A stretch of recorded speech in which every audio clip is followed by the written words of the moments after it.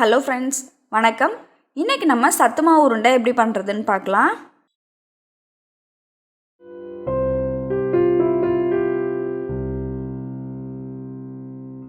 இது பண்ணுறதுக்கு ஒரு ஃப்ரை பேனில் 1 கப் அளவுக்கு சத்து மாவு எடுத்துக்கோங்க. இப்போது இதை நம்ம ஒரு 2 நிமிஷம் மட்டும் நல்லா வறுத்துக்கலாம். ரொம்ப நேரம் வறுக்க வேண்டியதில்லை. இந்த மாவு கொஞ்சம் லைட்டாக சூடேறினா போதும். இப்போது இதை ஒரு 2 நிமிஷம் வறுத்தாச்சு. இதை ஒரு பவுலில் எடுத்து போட்டுக்கலாம்.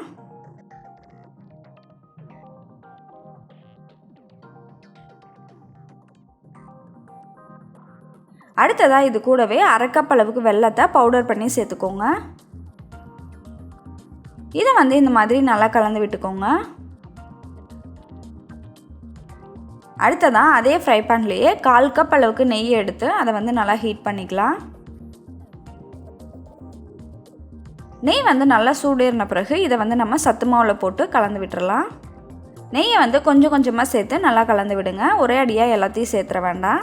நான் 1/4 கப் அளவுக்கு நெய் எடுத்திருக்கேன். ஆனால் 1.5 டேபிள் ஸ்பூன் அளவுக்கு நெய் மீதியாக வச்சுருக்கேன். சப்போஸ் நெய் வேண்டாம் அப்படின்னு நினச்சிங்கன்னா நெய்க்கு பதிலாக நம்ம பாலை கூட நல்லா கொதிக்க வச்சுட்டு அதை இது கூட சேர்த்து நம்ம உருண்டை பண்ணிக்கலாம். இப்போ பாருங்கள், இந்த மாவு நல்லா உருண்டை பிடிக்கிறதுக்கு கரெக்டான பதத்தில் இருக்குது. இந்த மாதிரி கொஞ்சமாக மாவு எடுத்து அதை கையால் நல்லா உருட்டி விட்டுக்கோங்க. உருண்டை பிடிக்கிறது கொஞ்சம் வெது வெதுப்பாக இருக்கும் போதே நம்ம உருண்டை பிடிக்க ஆரம்பிச்சிடலாம். இப்போ பாருங்கள், நம்மளோட சத்து மாவு உருண்டை ரெடி ஆகிடுச்சு.